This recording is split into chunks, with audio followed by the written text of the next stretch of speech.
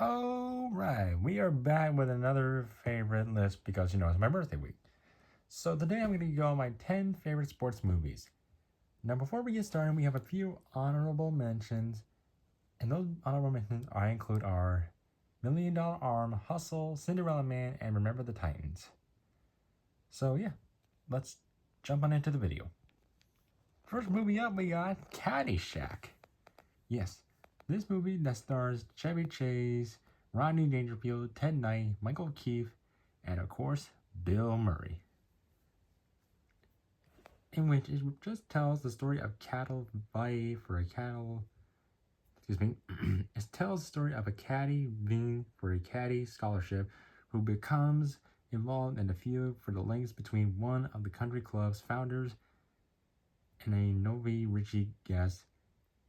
A subplot involves a greenskeeper who used extreme methods against exclusive golfer.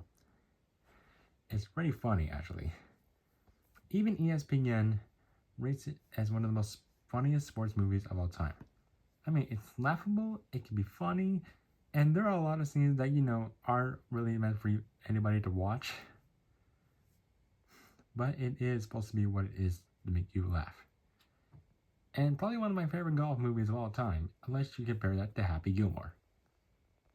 Next up, we have The Mighty Ducks. Now, for one, this movie was filmed in Minnesota, and this was filmed at my college, Augsburg University, at the Augsburg University Ice Arena. And I did not know that. And for some of you who don't know, this is a movie about Emilio Estevez, who's played, or Gordon Bombay, who is a former hockey/lawyer, who used to be a hockey player and is a lawyer. He got arrested for drinking, and for his punishment, he is supposed to force to coach a hockey team who is terrible and is supposed to turn them around and go win the championship. And yes, this movie was filmed in Minnesota, and I did not know that for the longest time. And now I know. And honestly, though, it obviously does put in onto my list because of it being it in Minnesota. Mighty Ducks sits on the list. Next up, we got Raging Bull. This movie is based on a true story, so yeah, I can include this on the list. It stars Robert De Niro, who plays Jake LaMotta, it follows the career of him, his rise, his downfall as a professional boxer, and the turbulence of his personal life with rage and jealousy. There are a lot of fun moments in the movie. There are a lot of intense moments in the movie, as well as being shot in black and white. You also have Joe Pesci in this movie, who obviously received his first ever of 3 Oscar nominations. Robert De Niro won the Oscar for Best Actor in this movie. I saw this movie back before COVID even started anyways.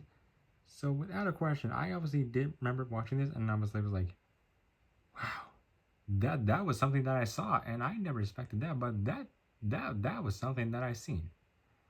So yeah, Raging Bull, definitely good to put on my list. Next up, we got Moneyball. Yes, this is one of those movies that's also based on a true story about Billy Beane, played by Brad Pitt, who is the general manager of the Oakland A's, in which the A's are now in Sacramento right now. This is back in 2002. And Billy Beane attempts to assemble a competitive team with half or even a third as much money as his rivals. In the film, Beane, who's played by Brad Pitt, and his deputy Peter Brand, played by Jonah Hill, scouts the major leagues for undervalued talent by taking a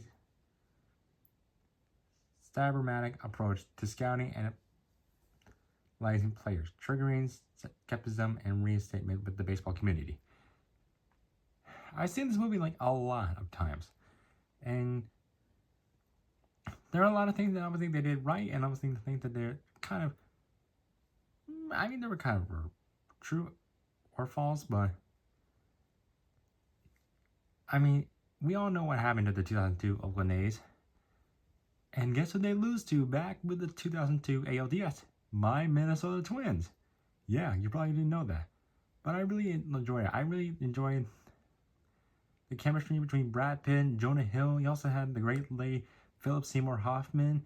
And of course, you also had a young Chris Pratt, who was in his early 30s. And yeah, all about when the Oakland A's had a 20-game win streak until it was spoiled by the Minnesota Twins, who beat them in the ALTS. And we all know what happened. We all know what happened with that. Honestly, this is one of my favorite baseball movies of all time, besides 42 and everything else.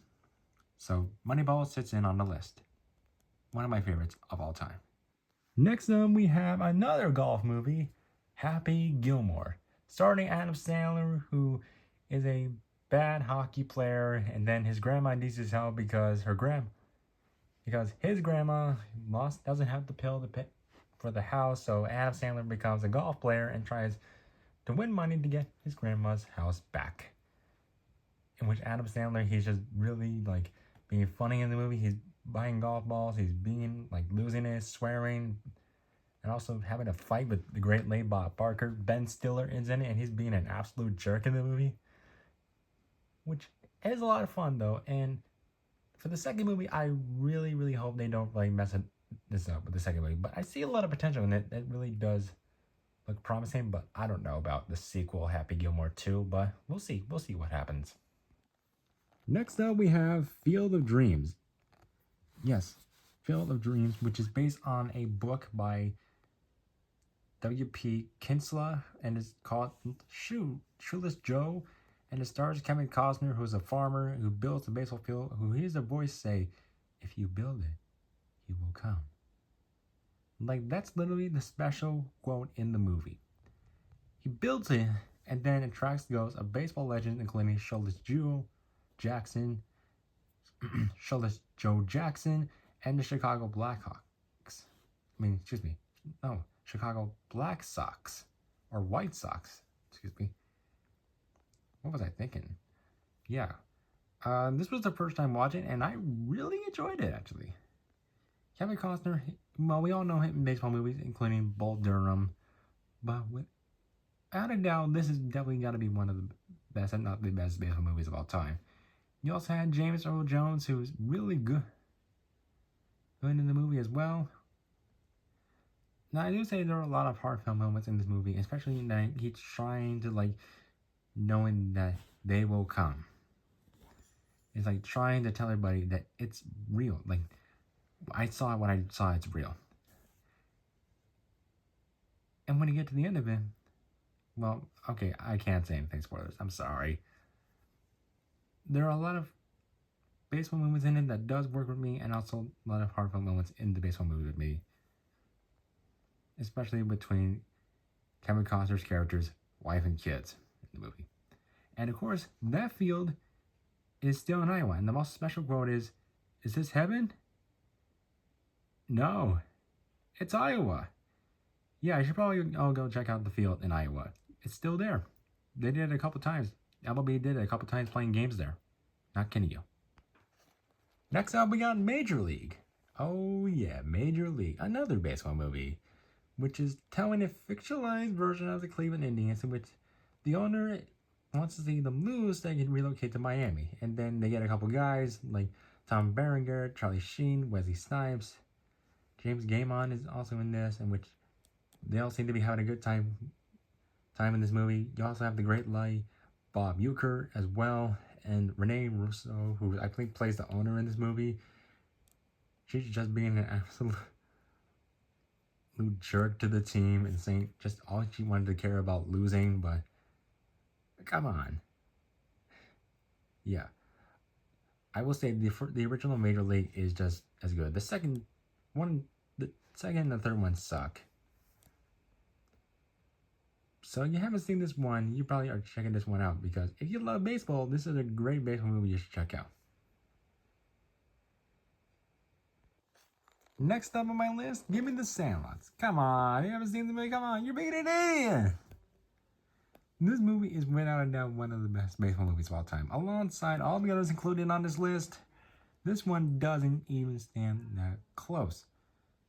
Like, you have a kid named Scotty Smalls who, just moved to California, and then,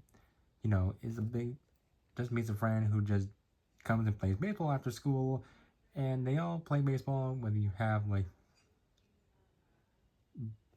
all the fun characters you have, including uh, Benjamin Frank Benny the Jet Rodriguez, who I think is really like the standout of Scotty Smalls, in which they also have a lot of fun, especially when they got in trouble with the lifeguard at the pool, or especially when they have a little bit of a problem when they hit a baseball over the fence that is designed by Babe Ruth and they can't get it back from a dog.